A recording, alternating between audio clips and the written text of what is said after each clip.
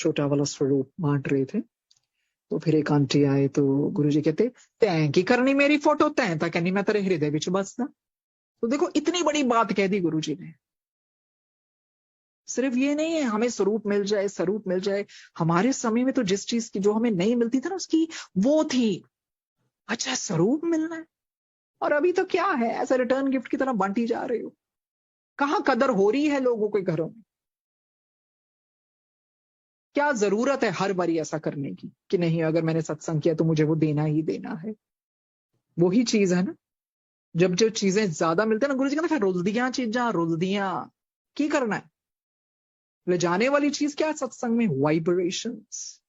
कि नहीं, पर उस वाइब्रेशंस को दिलाने में क्या काम करता है शब्द? उस तरह से गुरुजी तो हमेशा ध्यान ना देख देख के सीडी को ऐसे आंखों से केड़ा शब्द लगाना है, किदा किदा बंदे ਨੂੰ समझ लगूगी, उस तरह से हमने देखा ही। कोई इतने टफ वाले शब्द थोड़ी है। जिसको नहीं भी पंजाबी आती ना, वो भी जब बार बार सुनता है ना, तो वो आत्मा फिर समझने लगती है। तो हमें भी तो ये सोचना चाहिए ना कि अगर चलो मेरे घर में, मेरे घर नहीं, वो गुरुजी का ही घर होता है, वो तो बोलने के टाइम ऐसा बोला जाता है, चलो ठीक है, ऐसा कुछ शब्द लगाऊं जो संगत की रूह तक पहुंचे। ऐसा कोई शब्द जो नए हैं, जुड़े, व्याख्या वाले शब्द। पर हम तो ऐसे लगाते हैं कि नहीं, ये मैंने कैसे 2 घंटे पास भी कैसे करने, ऐसे ऐसे ऐसे ऐसे ऐसे। उस तरह से गुरुजी ने हमें एम्बियंस दिया, पूरा टोटल साइलेंस। और दूसरी चीज थी, शब्द थोड़ा ऊंची लगवाते थे। क्यों? ताकि हमारे थॉट्स वंडर ना करें।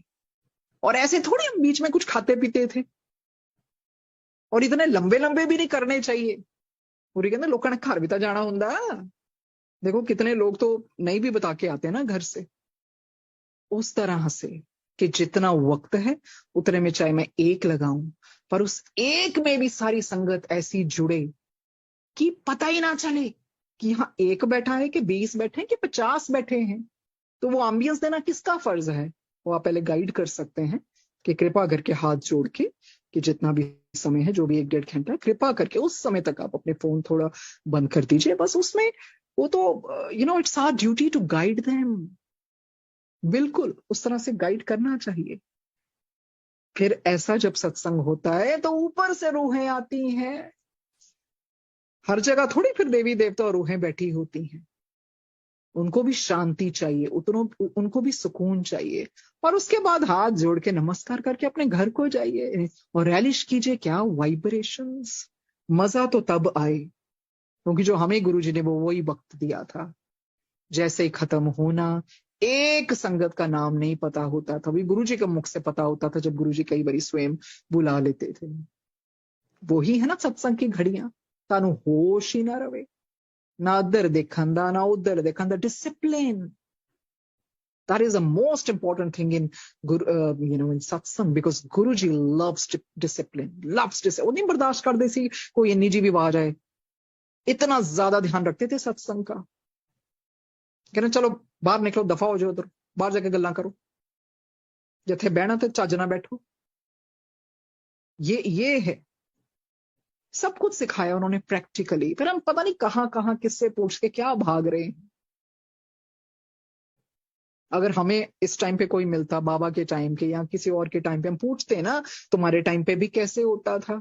अरे बताते तो है पुरानी संगत कैसा होता था, पर एक्चुअली हम कुछ और ही सुनना चाहते हैं। फिर इधर फोन घुमाया, फिर उधर घुमाया, फिर इधर घुमाया। बोल तो गई गुरुजी, कोठियां कारां पैसे दे पिछे नहीं जाना। दुनिया च रहिंदे होए दुनिया दे उपर रहना सीखो। बहुत वड्डी चीज गुरु जी ने दसी है। दुनिया दे उपर रहन दा फिर मतलब पता कि कोई जो करदा करन दू, जो बोलता है बोलने दू, और उसके लिए क्रोध को शांत करना बहुत जरूरी है। तो ऐसे ही होता था, because I was pretty young at that time. गुरु जी गुस्सा आंदा, अरे ना, गुस्सा ਤਾਂ खून ਨੂੰ काला कर दिंदा। चल फिर चांदी दी बताएंगे। गुरु जी से हमें उनसे जुड़ने के लिए कुछ तो समय निकालना चाहिए ना। ऐसे थोड़ी ना चलते फिरते। We have to have. गुरु जी कहते थे मेरे से तार जोड़ो, तार से तार जोड़ो। समझ में नहीं आता था उस समय। कहते थे गुरु जी हेले अभी तो रजिस्टर में नाम भी नहीं लिखा, आगे मांगने के लिए। ऐसे बोलते थे गुरु जी। मतलब गुरु जी से पहले जुड़ो, समझो गुरु जी की कौन है, क्या कौन है गुरु जी। अपनी लिस्ट लेके हम चले आते थे उनके पास। So basically these are the things Guru ji wanted us to realise कि तार कैसे जुड़ता है। आप जब ध्यान में बैठते हैं, try to make connection with your गुरु।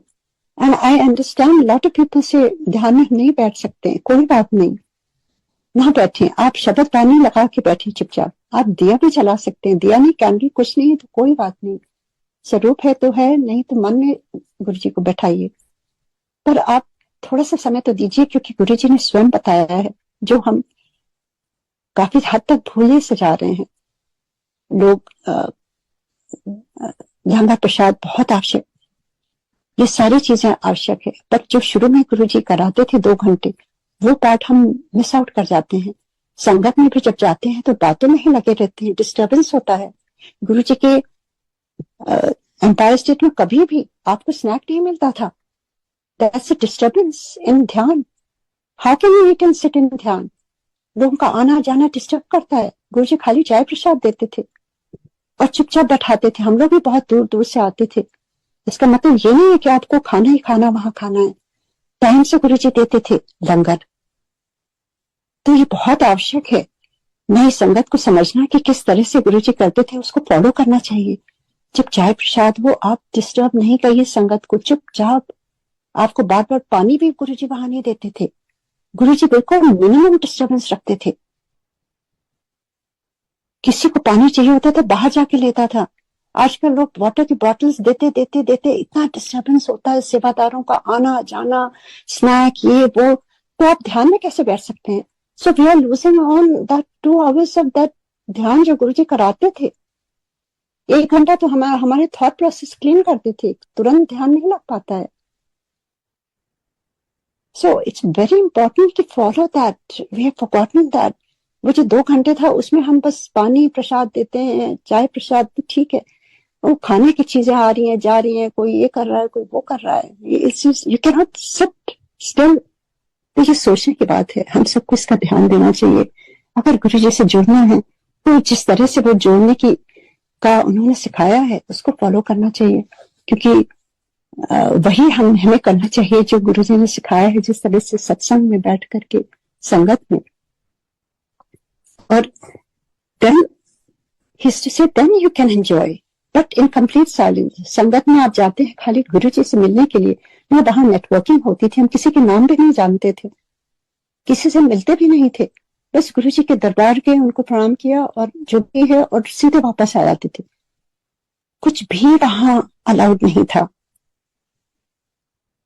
सो गुरु जी तो भगवान, अपने हिसाब से ब्लेसिंग लेनी है तो ऐसे ही करना होगा। कई लोग कहते हैं कि हम इतने बार जाते हैं, मेरा तो काम नहीं हो रहा, कैसे होगा? आप तो फॉलो तो करो गुरु जी को। The right process of doing a सत्संग हैज टू बी मेंटेन। जैसे गुरु जी चाहते हैं, उनके हुक्म में रहो ना, बहुत आवश्यकता है। और कोई नेटवर्किंग ना करिए, बात नहीं करिए, क्योंकि आप जितना संगत में जो इतना जुड़ाव हो रहा है, ये भी नहीं कराते थे गुरु जी। मैं अपना सत्संग बताती हूँ, जो लाइव जो गुरु जी ने डायरेक्ट मुझे समझाया, संगत में इतनी फ्रेंडशिप्स नहीं होनी चाहिए। It creates a turmoil, misunderstandings होती हैं, लड़ाइयां होती हैं, पॉलिटिक्स होने लगती है। इसीलिए गुरु जी कहते थे बातें नहीं करो। किसी का फोन नंबर गुरु जी अलाउ नहीं करते थे आपस में शेयर करने के लिए। आज कल तो जैसे कोई नया संगत आता है उसका नंबर लोग लेने लगते हैं। क्या जरूरत है? वो गुरु जी के लिए आ रहे हैं, हमारे लिए नहीं आ रहे हैं। जितना हम सोशलाइजेशन से दूर रहे गुरु जी की संगत में, उतना बेटर है। दिस लाइफ बियॉन्ड ऑल्सो, हमारे और भी फ्रेंड्स हैं। व्यवहार बनाइए पर ओवर नहीं करिए। गुरु जी ने एक बार, जो मैं बताना चाहती हूँ, गुरु जी ने अपने चरणों में बैठाया था, डालेंगे तो फिर